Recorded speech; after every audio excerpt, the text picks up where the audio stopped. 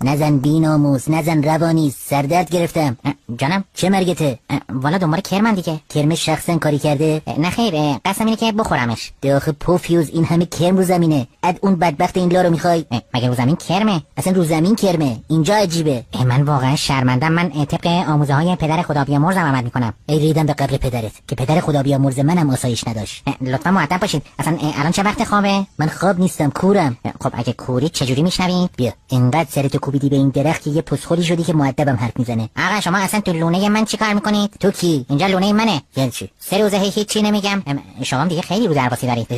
ببخشید من کورم. اصلا کوری میبینی که میگم کورم، یعنی آدم کور باشه ولی پسخول نباشه.